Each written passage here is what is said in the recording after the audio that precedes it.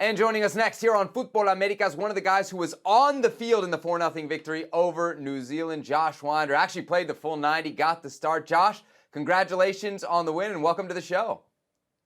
No, thank you guys for having me. So walk us through the victory today. 4-0. It looked like you guys were pretty much on cruise control right from the first half. Yeah, no, I mean, we had a game plan going into the game that we were going to try to dominate with the ball. And that just led to our goals coming maybe a little later than we expected, but they started flowing in the second half. Let's talk, Josh, about those goals flowing in. This team is a very good team, but if there's an Achilles heel or something that I could point out, it's that it's missed a lot of obvious chances. What's been the message by Mikey Varas and the coaching staff? No, just so we know the goals are coming. And when the goals come, we'll reach that next level that everyone knows we can reach. So it's just having confidence in ourselves and finishing the chances we get when they come. One of the goals that went in today came from Rokas Pukstas. Now, he's, along with Kevin Paredes, one of these guys that joins kind of in the midway point of the tournament. What's it been like bringing those two guys into the team, and what kind of impact do you think they could have? No, they bring different skills that we need for this tournament, and it just came out this game where Rokas scores a big goal that we needed. So it helps us a lot to bring in guys that contribute right away. You know, Josh, it's funny that we're seeing a team in the U.S. Youth National Team that scored 10 goals, won 4 games, and we keep talking about the offense, but you guys have allowed 0 goals defensively. And that back line in the center of midfield and Gaga Slonina, you guys have been impressive. Talk to me about your overall impressions, how you feel specifically maybe with Brandon Craig and what you guys have been able to establish back there. No, yeah, these guys have helped me a lot. Being a younger player coming in, I don't see that age as a problem or anything, but they helped me become the best player I can be. And we've had a great group back there, not giving up many chances, and Gaga's not let one in yet, so we just got to keep doing that. Tell us a little bit about Gaga. What's it like playing in front of him? He seems like a guy that's pretty confident. I'm judging that a little bit based off his social media.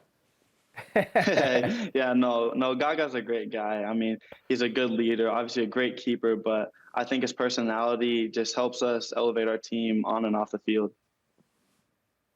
You know, I wanted to get in really quickly and just piggyback off of Gaga. It seems like you guys have a lot of natural-born leaders out there. And what I mean by that is, like, you don't have to wear the captain's armband to say something. You guys are pretty vocal. You guys hold each other accountable. It seems like so far there's a good sense of accountability and responsibility within the group.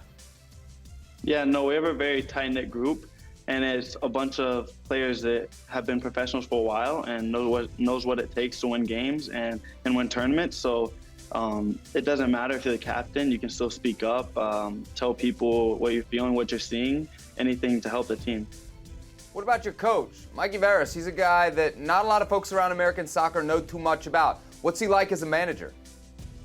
No, he's a great manager. He keeps the team culture high, keeps us to a high standard, and his tactical sense is amazing, which helps us in games when we don't know what to do. He'll help us win the game or figure out the situation that we're in. You know, it was 0-0 against Fiji at halftime, and I could only imagine, you know, the head coach Mikey Varas in that position pretty much reaming into you guys, I'd assume, because I've been there in that position when you know you're not playing up to par. Was that the case at halftime, or am I kind of drawing too much into it? Because you guys came really fired up in that second half. Yeah, no, he definitely got into us a little bit to just tell us that we know we're better than we were in the first half, and we needed to come out the second half firing, and we did, which I mean, a coach has to do sometimes, and it definitely made us play better. All right, let's look ahead at that bracket. I don't want to create any bulletin board material here, but we see it's Uruguay and Gambia, I believe, as your quarterfinal opponent.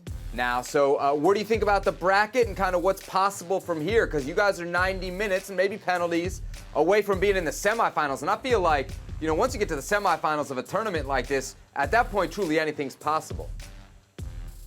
Yeah, no, I mean, we have confidence in our team and coaching staff, so it doesn't matter who we play. We're just going to take it game by game, and then hopefully just keep doing our thing and win the whole thing.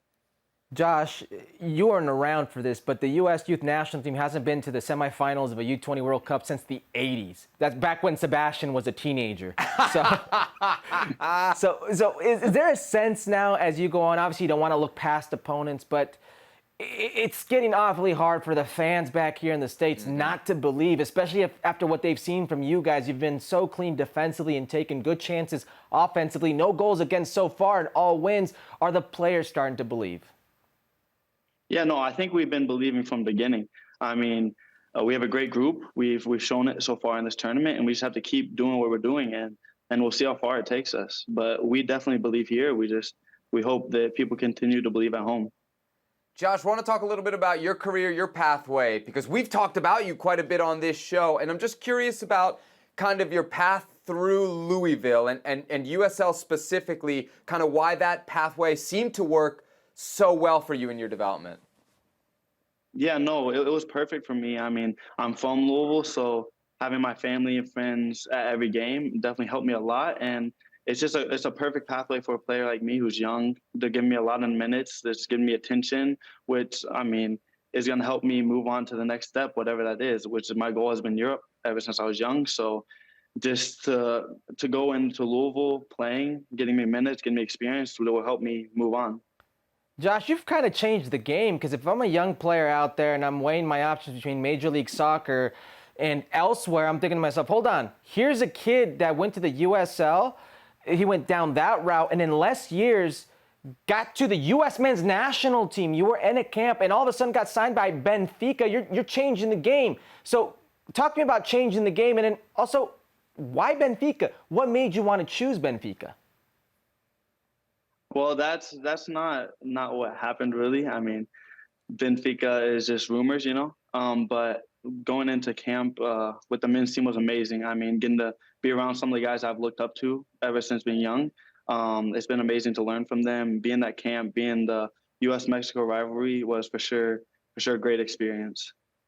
All right, there he is, Josh Wynder. Got a big game on Sunday, quarterfinals at the Under-20 World Cup down in Argentina. Josh, great to have you with us here on Fútbol Americas, and good luck over the weekend. Thank you, guys. I appreciate it.